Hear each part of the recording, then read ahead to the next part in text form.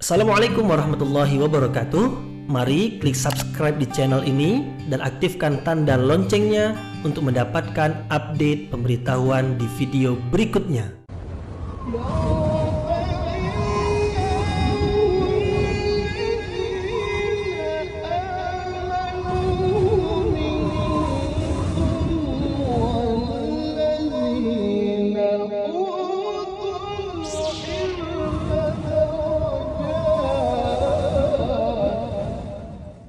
A'udzu billahi minasyaitonir rajim. Bismillahirrahmanirrahim. Assalamualaikum warahmatullahi wabarakatuh.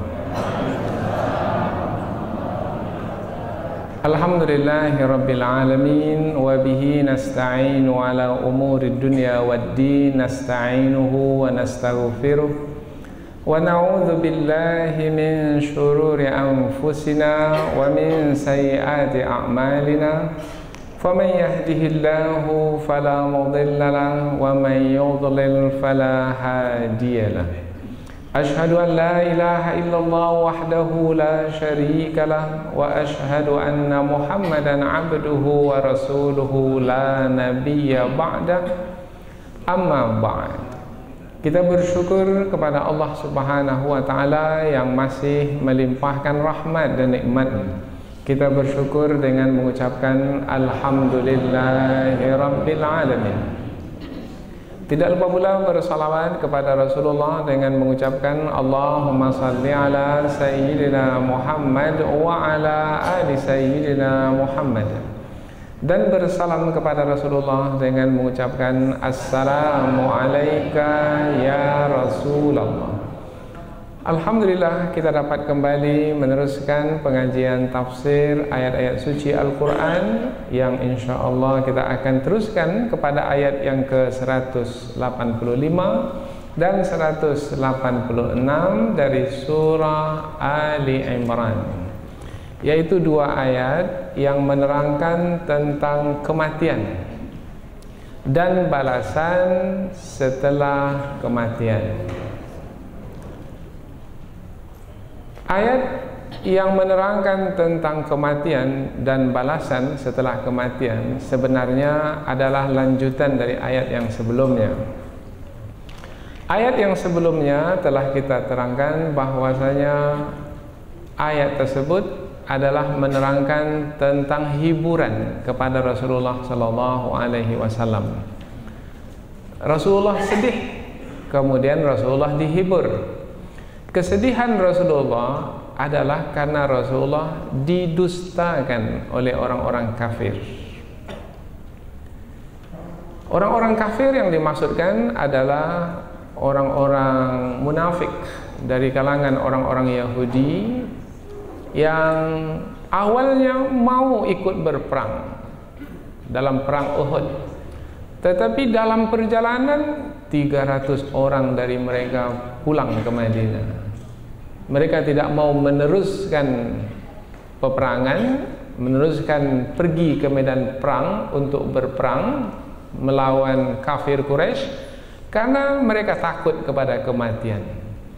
Sebabnya adalah karena kafir Quraisy jumlahnya terlalu banyak. Jumlahnya 3.000 orang. Sementara umat Islam hanyalah berjumlah 1.000 orang. Menurut orang-orang munafik, ini sama dengan menuju kepada kematian.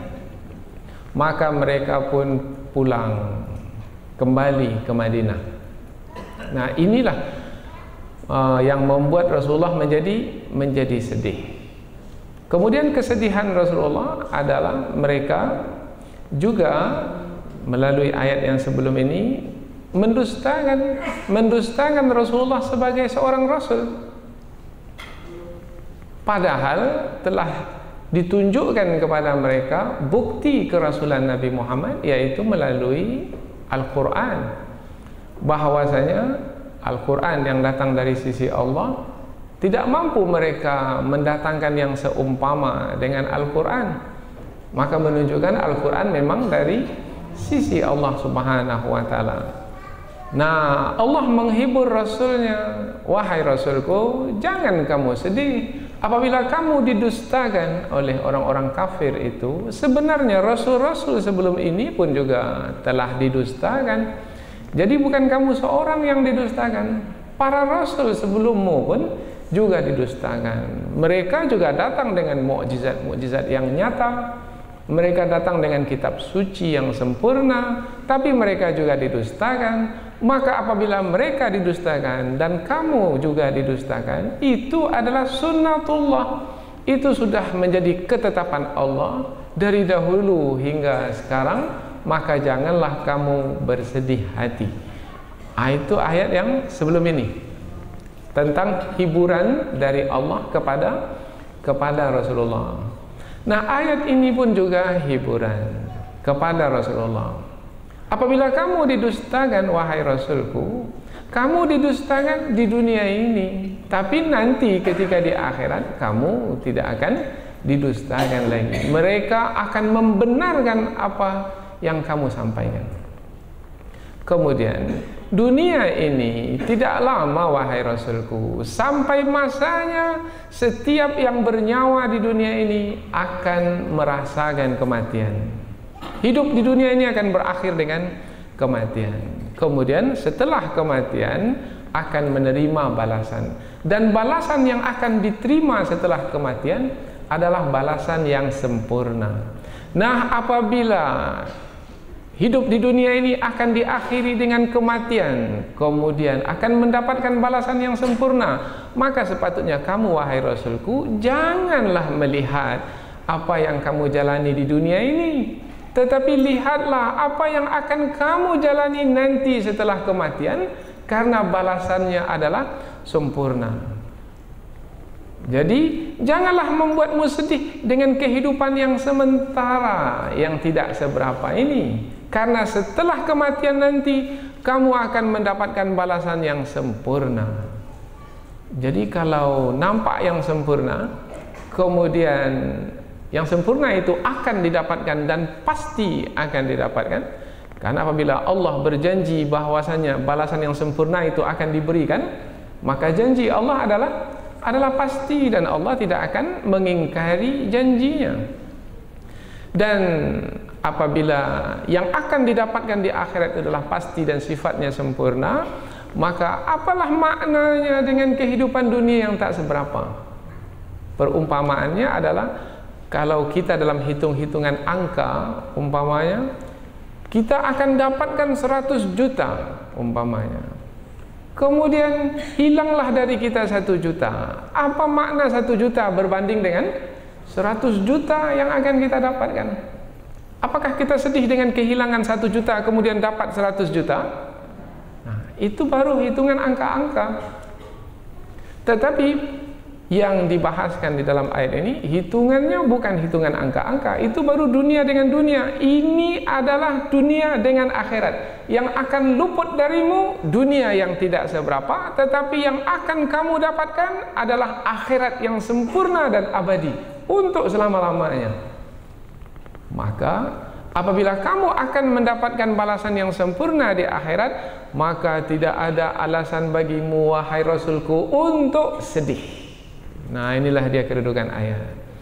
Jadi ayat ini melanjutkan lagi hiburan Allah kepada Rasulullah, supaya Rasulullah betul-betul jauh dari kesedihan. Begitu sayangnya Allah kepada hambanya, yaitu tidak ingin hambanya itu bersedih. Dijauhkanlah kesedihan dari hamba tersebut, yaitu dengan membawa hamba itu untuk melihat kepada akhirat. Yang mana yang akan didapatkan di akhirat adalah yang sifatnya sempurna dan tidak ada penghujungnya. Dan untuk sampai ke akhirat, setiap yang bernyawa di dunia ini akan menjalani kematian terlebih dahulu. Kalau disebut kematian, bermakna dunia ini sampai waktunya akan ditinggalkan. Meninggalkannya dengan kematian, cepat ataupun lambat. Nah, maka janganlah disibukkan dengan yang akan ditinggalkan, tapi mestilah menyibukkan diri dengan apa yang akan didapatkan. Atau dengan kata lain, jangan tengok ke belakang, tapi lihatlah ke hadapan. Inilah pesan yang ada dalam ayat ini. Kemudian Allah terangkan pula, kalaulah nanti dijauhkan dari neraka dan dimasukkan ke dalam surga, itulah keberuntungan yang sebenarnya. Disebut neraka surga karena tempat nanti di akhirat salah satu di antara dua. Kalau tidak di neraka, di surga. Yang satu tempat manusia diazab, maka di sana manusia sengsara. Yang satu lagi tempat manusia diberi kenikmatan, maka di sana manusia akan bahagia. Nah, berarti kalau dijauhkan dari neraka yang menyengsarakan dan dimasukkan ke dalam surga yang menyenangkan, itulah keberuntungan yang sebenarnya. Apa sebab? Sebab ialah tempat yang abadi. Dunia ini bukan tempat abadi. Dunia ini tempat sementara untuk diuji. Maka ayat berikutnya, ayat 186 itu menerangkan bahwasanya kehidupan dunia adalah ujian. Kalau disebut ujian, satu di antara dua. Ada yang gagal dalam ujian, ada yang berhasil dalam ujian. Siapa yang gagal? Siapa yang berhasil? Allah sebutkan yang gagal adalah yang tidak beriman. Yang berhasil adalah yang beriman. Yang dengan beriman itu nanti dia bersabar dan dia bertakwa.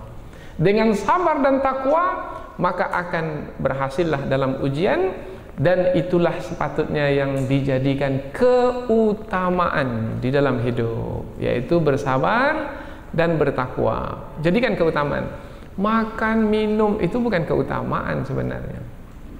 Yang utama sebenarnya adalah bersabar dan bertakwa. Apa sebab? Sebab makan minum ini adalah untuk tubuh. Sementara bersabar dan bertakwa itu adalah untuk ruh, untuk nyawa. Kalau untuk tubuh ini akan berakhir ketika dimasukkan ke dalam tanah. Karena tubuh ini dari tanah diciptakan dan akan kembali ke tanah. Maka orang yang pintar tidak akan menghabiskan umurnya hanya untuk yang pada akhirnya akan menjadi tanah. Tidak. Orang yang pintar adalah orang yang ia gunakan waktunya, tenaganya adalah untuk ruhnya yang tidak pernah akan binasa. Ruh ini akan hidup terus sampai kapanpun. Dan ruh itu ketika mati ia akan merasa salah satu di antara dua, merasakan manisnya kematian atau merasakan pahitnya kematian. Dan setiap yang bernyawa pasti akan merasakan kematian. Kita masuk golongan yang mana? Yang merasakan kemanisan mati atau yang merasakan pahitnya mati? Yang merasakan senangnya mati atau yang merasakan susahnya mati? Satu di antara dua. Dan menentukan bukan nanti ketika mati, menentukannya sekarang ini. Karena kematian itu adalah bahagian dari balasan. Balasan, kalau disebut kata balasan, maka kaitannya dengan amalan. Ada amalan dibuat, dibalas. Tak ada amalan dibuat, apa yang akan dibalas? Perbuatan buruk pula yang dilakukan, maka balasan buruk yang akan diterima. Jadi nampak ayat ini masih lagi ayat hiburan kepada Rasulullah sallallahu alaihi wasallam. Kita lihat ayat ini dengan lebih dekat lagi melalui tafsirnya. Allah Subhanahu wa taala berfirman, "A'udzu billahi minasyaitonir rajim. Bismillahirrahmanirrahim. Kullu nafsin dha'iqatul maut. Wa innama tuwaffawna ujurakum yawmal qiyamah. Faman zuhziha 'anil nar wa udkhilal jannah faqad faz. Wa mal hayatud dunya illa mata'ul ghurur. La tublawunna fi amwalikum wa anfusikum wa la tasma'unna minal ladzina utul kitaba min qablikum wa minal ladzina asyraku adzan katsira Wa in tasbiru wa tattaqu fa inna dzalika min azmil umur. Allah berfirman, kullu nafsin dha'iqatul maut. Kullu, tiap-tiap, nafsin, jiwa, dha'iqatu, merasakan, al-maut, kematian. Tiap-tiap jiwa merasakan kematian. Wa innama tuwaffawna ujurakum yaumal qiyamah. Wa innama, dan sesungguhnya, tuwaffawna, disempurnakan, ujurakum, pahalamu, yaumal qiyamah, pada hari kiamat. Yang dimaksudkan adalah hari akhirat. Dan sesungguhnya pahalamu disempurnakan di hari akhirat. Faman zuhziha 'anil nar wa udkhilal jannah faqad faz. Faman, maka barang siapa, zuhziha, dijauhkan, 'anil nar, dari neraka, wa udkhila, dan dimasukkan, al jannah, ke surga, faqad, maka sesungguhnya, faz, dia telah beruntung. Wa mal hayatud dunya illa mata'ul ghurur. Wa ma, dan tidaklah, al hayatu, kehidupan, ad-dunya, dunia, illa, kecuali, mata, kesenangan, al-ghurur, yang menipu atau yang memperdaya. Dan tidaklah kehidupan dunia kecuali kesenangan yang memperdaya. La tublawunna fi amwalikum wa anfusikum. La tublawunna, sungguh kamu akan diuji. Fi amwalikum, di dalam harta bendamu. Wa anfusikum, dan pada dirimu. Wala tasma'unna minal ladzina utul kitaba min qablikum. Wala tasma'unna, dan sungguh kamu akan mendengarkan, minal ladzina utul kitaba, dari orang-orang yang diberi Alkitab. Maksudnya adalah ahlul kitab. Min qablikum, dari orang-orang sebelum kamu. Wa minal ladzina asyraku, dan dari orang-orang yang menyekutukan Allah. Azan katsira, perkataan yang menyakitkan, yang banyak sekali. Jadi ada tiga, ya. Ada ujian itu bentuknya harta benda, ada ujian bentuknya diri, ada ujian itu bentuknya perkataan-perkataan yang menyakitkan. Wa in tasbiru wa tattaqu, dan jika kamu bersabar dan bertakwa, fa inna dzalika min azmil umur. Fa inna, maka sesungguhnya, dzalika, yang sedemikian, yaitu bersabar dan bertakwa, min azmil umur, dari perkara-perkara yang diutamakan untuk dijaga, dipelihara, dan diusahakan. Kita ulang dari awal, kemudian nanti kita akan berikan kesimpulan, kemudian kita akan pindah ke tafsir ayat. Tiap-tiap jiwa merasakan kematian, dan sesungguhnya pahalamu akan disempurnakan di hari akhirat. Maka barang siapa yang dijauhkan dari neraka dan dimasukkan ke dalam surga, maka sesungguhnya ia telah beruntung. Dan tidaklah kehidupan dunia itu melainkan kesenangan yang memperdayakan. Sungguh kamu akan diuji dalam perkara harta bendamu dan dirimu, dan kamu akan mendengarkan dari ahlul kitab sebelum kamu, dan dari orang-orang yang menyekutukan Allah, berupa perkataan yang menyakitkan, yang banyak sekali. Dan jika kamu bersabar dan bertakwa, maka sesungguhnya perkara itu adalah di antara perbuatan yang diutamakan. Jadi dua ayat ini adalah menerangkan tentang hiburan kepada Rasulullah. Hiburannya berupa pesan yang Allah sampaikan kepada Rasulullah, wahai Rasulku, jangan lagi kamu sedih. Apa sebab? Sebab kehidupan dunia yang kamu jalani sekarang ini yang membuatmu menjadi sedih, yaitu pendustaan yang dilakukan oleh orang-orang kafir itu tidak akan bertahan lama. Karena kehidupan dunia ini akan berakhir dengan kematian. Nah, setelah kematian tiba nanti, kamu wahai Rasulku akan mendapatkan balasan yang sempurna. Nah, balasan yang sempurna itu adalah dijauhkan dari neraka dan dimasukkan ke dalam surga. Ketahuilah kehidupan dunia ini adalah kehidupan yang menipu. Memang menyenangkan, tetapi menipu. Apa sebab? Sebab nampaknya seperti segala-galanya. Nampaknya tak ada penghujungnya, tapi sebenarnya sedikit dan sementara. Berapa lamanya? 60 tahun, 70 tahun. Sampai masanya, kalau tidak kita yang meninggalkan dunia, dunia yang meninggalkan kita. Itu pasti, dan tidak akan ada siapa di antara kita ini yang akan berdiam di dunia ini selama-lamanya.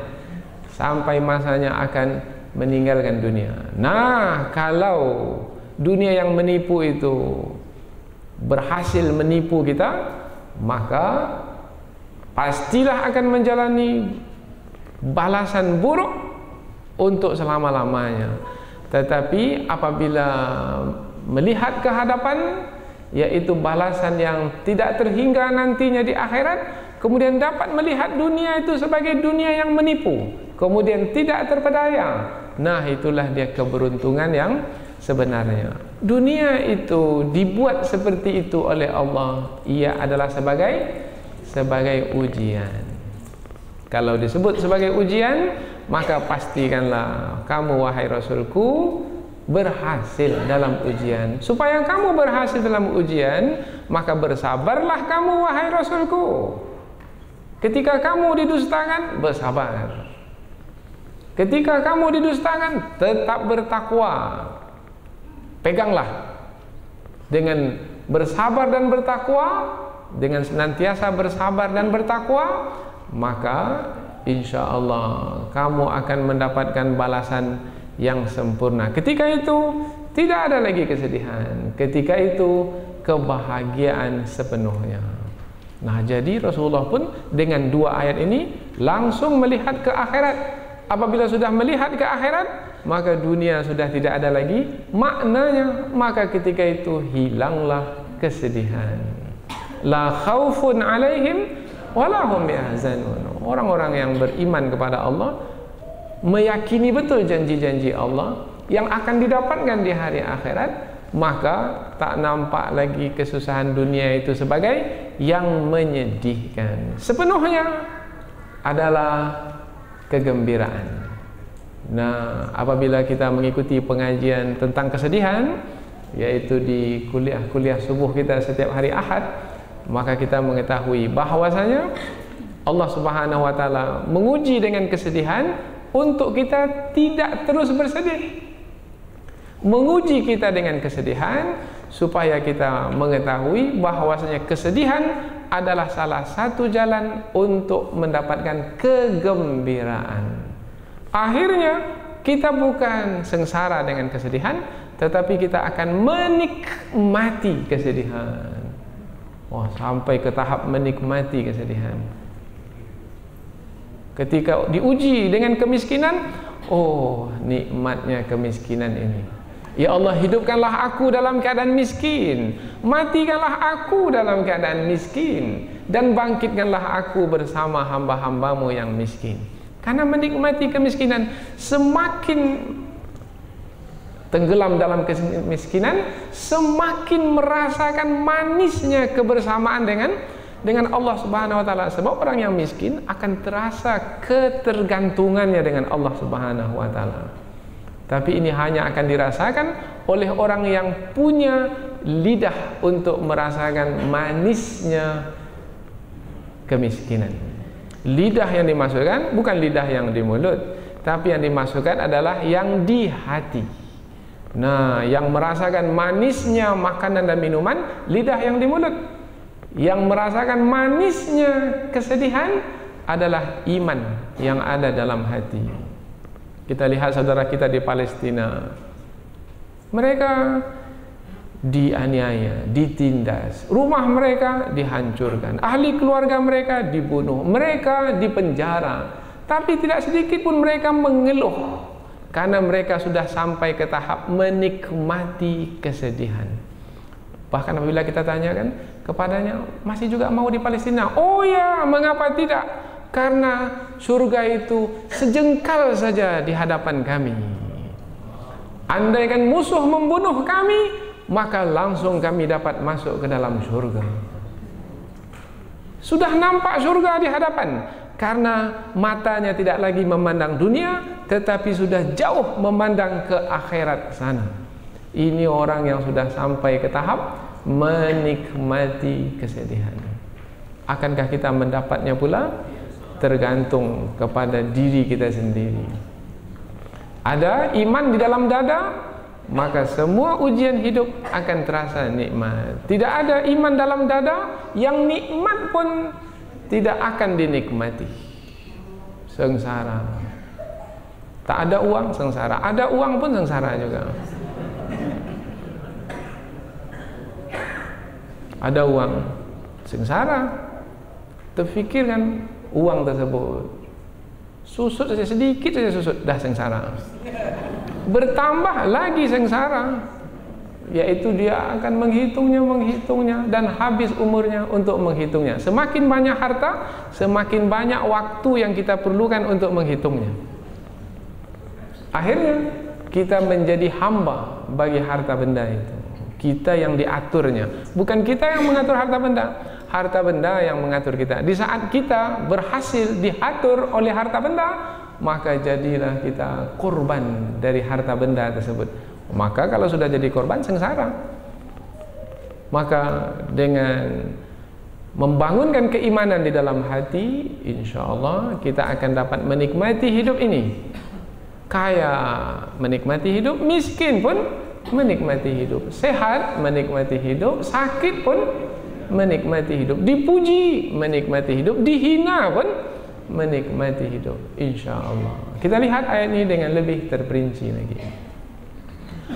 Kullu nafsin dha'iqatul maut. Kullu, tiap-tiap. Apabila Allah menyebut kata kullu, tiap-tiap, bermakna tidak ada pengecualian, semua mati. Kullu nafsin, setiap yang berjiwa atau yang bernyawa, bermakna setiap yang ada nyawa di dalam badan, baik itu manusia ataupun jin ataupun malaikat ataupun hewan atau apa saja, setiap yang bernyawa tanpa terkecuali dha'iqatul maut. Dha'iqah, merasakan. Kalau disebut kata merasakan, bermakna pasti ada rasa. Kalau disebut kematian, maka ada rasa dalam kematian tersebut. Biasanya kata rasa itu dipakaikan kepada makanan dan minuman. Biasanya yang merasakan adalah lidah. Nah, kalau lidah itu mencicipi makanan, minuman, maka ia akan mengatakan, ini rasanya manis, ini rasanya pahit. Kaitannya biasanya dengan makanan dan minuman. Tapi dalam ayat ini bukan makanan, bukan minuman, tapi kematian. Jadi kalau dalam makanan dan minuman itu ada rasa, maka di dalam kematian itu pun ada rasa. Dan setiap yang bernyawa akan merasakan rasa kematian tersebut. Apa makna kematian? Kematian adalah tercabutnya roh dari badan. Kita ini ada dua unsur, ada unsur badan yang nampak, ada unsur roh yang tak nampak. Allah tiupkan roh ke dalam badan kita, maka hiduplah kita. Dan di saat roh itu dicabut dari badan, maka matilah kita. Itulah dia kematian, yaitu tercabutnya roh dari badan. Tercabut roh dari badan, ada yang bersebab, ada yang tidak bersebab. Yang bersebab umpamanya dibunuh, itu bersebab. Dengan sebab dibunuh, maka tercabutlah roh dari badan. Ada lagi terbakar oleh api, tercabut roh dari badan. Ada lagi dimakan binatang buas, tercabut roh dari badan. Tenggelam dalam laut, tercabut roh dari badan. Ini tak ada apa-apa, terbaring saja di kasur, terbaring saja, tak ada apa-apa, sebab tercabut juga roh dari badan. Orang-orang kafir takut sekali kepada tercabutnya roh dari badan apabila dengan sebab.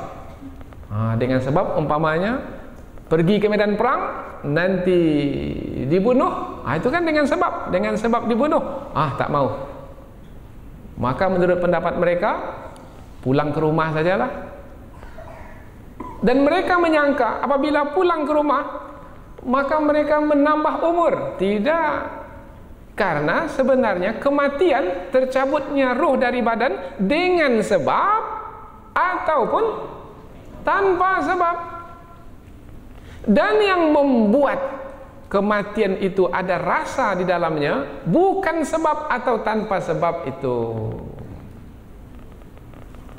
Yang membuat rasa dalam kematian itu adalah amalan yang dilakukan oleh seseorang sebelum kematian. Kalau berbuat baik, maka rasa kematian itu adalah manis. Tapi kalau berbuat buruk, maka rasa kematian itu adalah pahit. Meskipun andaikan dibunuh sekalipun dengan pedang, terpisah kepala dari badan, apabila sebelum kematian itu melakukan perbuatan-perbuatan yang baik, maka akan merasakan manisnya kematian tersebut, meskipun dibunuh, ditebas lehernya oleh pedang. Dan meskipun di atas kasur, di atas tilam, nampak terbaring, tenang saja. Tetapi apabila sebelumnya melakukan perbuatan buruk, dia akan merasakan sengsaranya kematian. Maka jangan terpedaya dengan sebab. Orang-orang kafir terpedaya dengan sebab. Maka ada seorang sahabat Nabi, namanya adalah Abdullah bin Hudzafah. Abdullah bin Hudzafah ini diutus ke Romawi. Romawi ini negeri orang-orang Kristen, negeri orang-orang Nasrani. Sampai di sana, rupanya ia ditawan. Kemudian raja memerintahkan pembantu-pembantunya untuk memenggal lehernya. Pertama menyiksanya, kemudian diminta ia supaya murtad, supaya keluar dari agama Islam. Dia tak bersedia. Kemudian diazab pula dengan menyalibnya di tiang gantungan, dipakukan tangannya, kakinya ke atas satu batang, kemudian akan dipenggal lehernya. Kemudian juga tidak membuatnya berganjak, tidak membuatnya berubah keimanan, karena dia sudah merasakan manisnya kesedihan, manisnya ujian. Itulah yang akan meninggikan kedudukannya. Surga sudah di depan matanya. Kemudian dikatakan padanya, kalau kamu mau, maka akan kuberikan setengah dari kekayaan ini untukmu, tetapi dengan syarat kamu keluar dari Islam, memeluk agama Kristen. Apa kata beliau? Tidak. Kemudian berikutnya lagi, baik, ini nampaknya mesti disiksa lebih dahsyat lagi. Dan musuh memang begitulah dengkinya, mengazab dan menyiksa karena kedengkian. Kufaran hasadan min indi anfusihim, sebagai dengki dari diri mereka. Nah, berikutnya lagi adalah dibuatkan kuali besar dengan minyak yang menggelegak. Kalau kamu tidak juga mau keluar dari agama Islam, akan dimasukkan ke dalam kancah besar ini. Untuk menakutkannya, diambil 2 tawanan yang lain, kemudian dimasukkan ke kancah tersebut. Nah, tu tengok nasib kawan kamu. Tetapi tidak juga membuatnya berganjak. Dia tetap pada pendiriannya. Kemudian pembantu-pembantu raja ini melihat dia menangis. Wahai raja, dia menangis, wahai raja. Maka raja pun mengatakan, kalau begitu tahan dahulu. Jangan campakkan dia ke dalam kancah api tersebut, ke dalam kancah minyak dari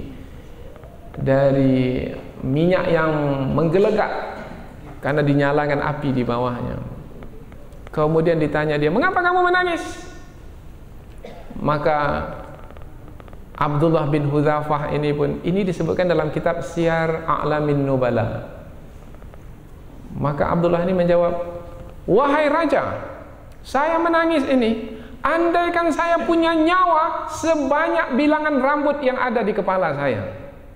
Andaikan saya punya nyawa banyak, kemudian saya dimasukkan ke dalam kuali ini, kemudian saya hidup lagi, kemudian saya dimasukkan lagi, itu adalah lebih baik bagiku, sebab aku menikmati mati syahid ini. Aku tidak ingin sekali menikmatinya, aku ingin berkali-kali menikmatinya. Allahu Akbar. Ini sudah sampai ke tahap menikmati mati, merasakan nikmatnya mati. Kita takut mati?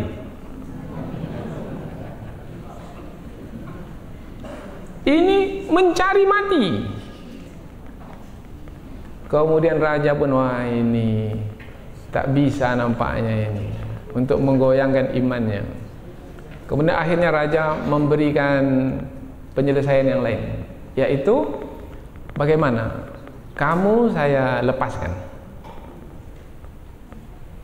tetapi kamu mesti mencium kepala saya. Mau? Bukannya meninggalkan iman, tidak, tapi cium kepala saya. Apa kata Abdullah bin Hudzafah? Baik, kalau begitu saya cium kepala raja. Karena mencium kepala raja tidaklah mengeluarkan seseorang dari agama Islam, tapi dengan syarat semua tawanan perang lepaskan. Bersetuju? Raja pun bersetuju. Cium kepala raja, kemudian tawanan perang dilepaskan. Dan Abdullah bin Hudzafah pun kembali ke Madinah, berjumpa dengan Umar bin Khattab yang menjadi khalifah. Diceritakanlah kepada Umar.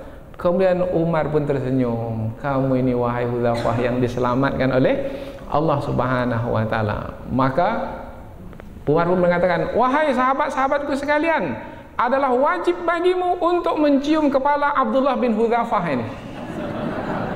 Dan akulah yang pertama kali mencium kepalanya. Yang ingin kita ambil dari cerita ini adalah tidak sedikit pun takut untuk menjalani kematian. Bahkan melihat kematian itu sebagai satu kemanisan yang ingin dicicipi berkali-kali, sebanyak bilangan rambut di kepala. Lihat. Itu apabila memahami perkara dengan keimanan. Kullu nafsin za'iqatul maut. Jadi kalau disebut kata maut, kematian, bersebab atau tidak bersebab, tak peduli kita mau bersebab atau tak bersebab, tak peduli. Yang penting apabila kematian tiba, kita mau merasakan manisnya kematian. Wa innama tuwaffawna ujurakum yaumal qiyamah. Ini setelah kematian. Sesungguhnya akan disempurnakan pahalamu pada hari kiamat. Sesungguhnya akan disempurnakan. Digunakan kata tuwaffawna dari kata al-wafa. Al-wafa maknanya sempurna. Pahalamu, kalau disebut kata pahala, kaitannya adalah dengan amal. Ada amal, ada pahala. Nah, pahalamu karena perbuatan yang kamu lakukan di dunia akan sempurna kamu dapatkan di hari akhirat. Di sini perlu disampaikan bahwasanya kita orang-orang beriman jangan kita memahami bahwasanya pahala kita itu akan didapatkan sempurna di dunia ini. Balasan dari perbuatan baik kita itu akan didapatkan di dunia ini, tidak. Balasan perbuatan baik itu akan kita dapatkan dengan sempurna di akhirat. Maknanya apa? Maknanya adalah Allah menyediakan balasan yang sempurna, dan balasan yang sempurna itu hanya di akhirat. Apa sebab? Sebab kalau balasan itu diberikan di dunia tak sempurna. Mengapa tak sempurna? Sebab dunia ini sampai masanya akan habis. Kalaulah balasan itu diberikan di dunia, maka balasan yang tak sempurna yang diberikan kepada kita. Sementara Allah menginginkan supaya kita dapat balasan yang sempurna. Nah, balasan yang sempurna itu hanya di akhirat. Apa sebab? Sebab hari akhirat itu tak ada ujungnya. Mau yang sedikit atau mau yang sempurna yang tak ada ujungnya, yang banyak tak terkira. Nah, kalau mau yang banyak, jangan harap balasan di dunia. Kalau mau yang banyak dan sempurna, harapkan balasan di akhirat. Tapi ramai manusia pada hari ini ingin dapatkan yang di dunia ini, biarlah tak dapat di akhirat. Allah ini telah menjual akhirat untuk mendapatkan dunia. Ini orang seperti ini gigit jari nanti di hari akhirat. Dan hari akhirat itu hari pembalasan. Dan apabila hari pembalasan kemudian tak dapat balasan apa-apa, maka pasti akan disiksa. Karena apabila tidak dapat balasan kebaikan, maka pasti balasan keburukan yang akan diterima. Karena dua saja. Kalau tidak menjadi penghuni surga, maka akan menjadi penghuni neraka. Satu di antara dua. Maka ayat berikutnya, faman zuhziha 'anil nar wa udkhilal jannah faqad faz.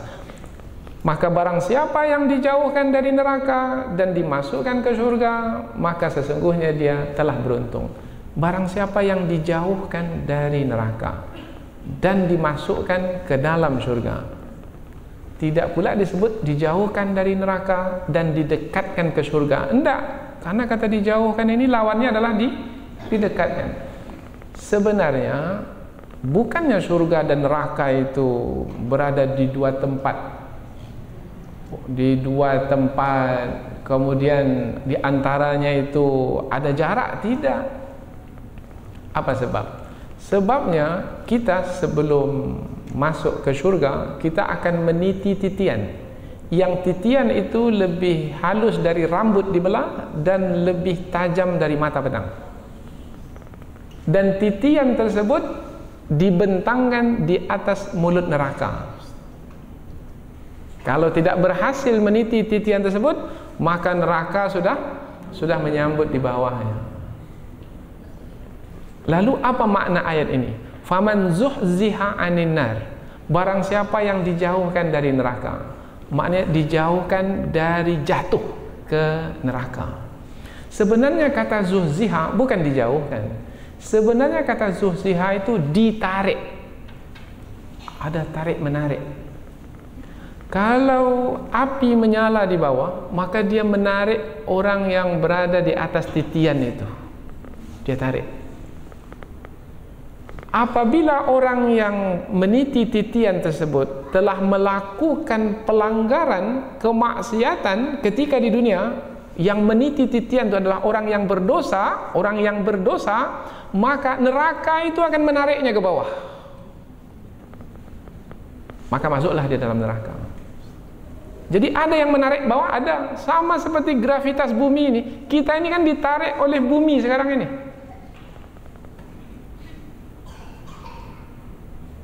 Sampai masanya nanti di atas sana kalau kita naik terus, nah ada satu ketika sampai di atas sana tempat itu lepas dari tarikan bumi ini. Nah, barang siapa yang dinaikkan ke atas angkasa, ke ruang hampa tersebut, sehingga tidak lagi ditarik oleh bumi, kemudian dia langsung pergi ke bulan sana, contoh mudahlah ini yang kita fahami sekarang ini, maka sampailah dia mendarat ke bulan. Kalau tidak, jatuhlah dia kembali ke bumi. Dalam ayat ini, barang siapa yang tidak ditarik oleh neraka ketika ia meniti titian di atas neraka, kemudian dia meniti titian dan dimasukkan ke dalam surga, maka digunakan kata dimasukkan. Karena siapa yang berhasil meniti titian, maka nanti sampai ke seberang, dan di seberang adalah surga. Nah, siapa yang dijauhkan dari tarikan api neraka dan dimasukkan ke dalam surga, maka beruntunglah dia. Bermakna selamatlah dia. Atau gambaran yang lebih mudah supaya terasa, andaikan saja ini, cobalah bayangkan, kalau kita meniti satu titian dan di bawah itu adalah lembah yang menyala-nyala, dijilat-jilatnya kaki kita oleh api yang naik ke atas. Bagaimana kira-kira menengok neraka yang ada di bawah? Selamatlah aku ini, selamatlah aku ini, hendaknya selamatlah aku ini. Dengan meniti titian tersebut, kita menjadi bergantung kepada Allah, menjadi berharap kepada Allah, memohon pertolongan Allah supaya diselamatkan dari api neraka. Peliharalah kami dari api neraka, peliharalah kami dari api neraka. Rabbana atina fid dunya hasanah wa fil akhirati hasanah wa qina. Itu sebabnya ada kata wakina. Wakina, dan peliharalah kami, wakina azabannar, dan peliharalah kami dari api neraka yang sekarang ini menjilat-jilat kaki kami, yang akan menerkam kami dan membawa kami ke lembahnya. Maka siapa yang dijauhkan dari api neraka itu kemudian dimasukkan ke dalam surga, maka beruntunglah dia. Lihat akhirat sana, jangan lihat dunia ini. Dan tidaklah kehidupan dunia itu melainkan kesenangan yang menipu. Allah sebut kesenangan, memang menyenangkan. Bertambah harta senang atau tidak? Senang sekali. Dapat pasangan hidup senang atau tidak? Senang sekali. Dapat anak keturunan senang atau tidak? Senang. Dapat menantu senang atau tidak? Dapat cucu senang atau tidak? Oh, senang sekali. Tapi hati-hati, kesenangan itu adalah kesenangan yang menipu. Berapa ramai orang karena kesenangan itu mengabaikan tujuan penciptaannya di muka bumi, yaitu beribadah kepada Allah. Padahal tidaklah kuciptakan jin dan manusia melainkan untuk beribadah kepadaku. Wa ma khalaqtul jinna wal insa illa liya'budun. Maka betullah kesenangan dunia ini menipu, karena ramai yang tertipu, sehingga tidak lagi ada buat untuk akhirat. Yang dia buat dunia saja. Bangun pagi hari, duit. Sampai petang hari, sampai malam lagi. Sudah berapa duit saya dapat ya sampai hari ini. Besok kira-kira dapat berapa lagi ya? Sampai mimpinya pun juga duit. Besok juga begitu, sampai sudah selesai bekerja, pensiun, berapa duit yang bisa saya terima setiap bulan lagi. Kemudian setelah itu mati. Apa yang dia sebut sepanjang hidup? Duit. Mestinya sepanjang hidup ia menyebut Allah. Dalam keadaan berdiri, ingat Allah. Dalam keadaan duduk, ingat Allah. Dalam keadaan berbaring, ingat Allah. Tetapi banyak manusia yang tertipu, berdiri, duduk, berbaring, yang dia ingat adalah selain Allah. Wa mal hayatud dunya illa mata'ul ghurur. Dan dunia itu dibuat menyenangkan karena ia sebagai ujian. Itulah yang dikehendaki oleh hawa nafsu. Mau untung sedikit, untung banyak?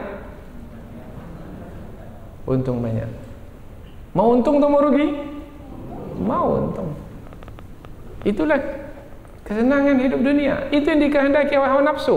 Apabila itu yang dikehendaki oleh hawa nafsu, maka itu yang menjadi ujian. Ada yang dikehendaki oleh hawa nafsu, ada yang dikehendaki oleh iman.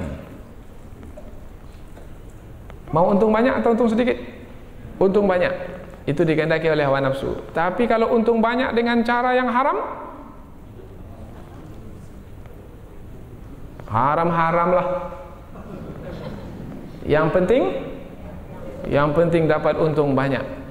Nah, bermakna telah gagal dalam ujian ketika mencari harta benda. Allah sebutkan la tublawunna fi amwalikum. Sungguh kamu akan diuji dalam harta bendamu. Sudah dapat harta benda, Allah minta 2,5% sini bayar zakat. Karena hawa nafsu itu 100% diberi, mau ke 100%-nya. Jangankan 2,5%, 1% pun tak mau diberi. Mau menahan semuanya, jadi bakhil. Seperti yang kita sebutkan sebelum ini. Tidak berhasil dalam ujian harta benda. La tublawunna fi amwalikum wa anfusikum, dan pada dirimu Allah minta. Sekarang ini sudah wajib berperang, fardu ain, karena kamu diperangi, pergi berperang. Tak mau pergi berperang, takut matilah ya Allah. Maka gagal dalam ujian. Jangan lagi berperang, pergilah menuntut ilmu. Allah, jauhlah Masjid Agung dari rumah kami ya Allah.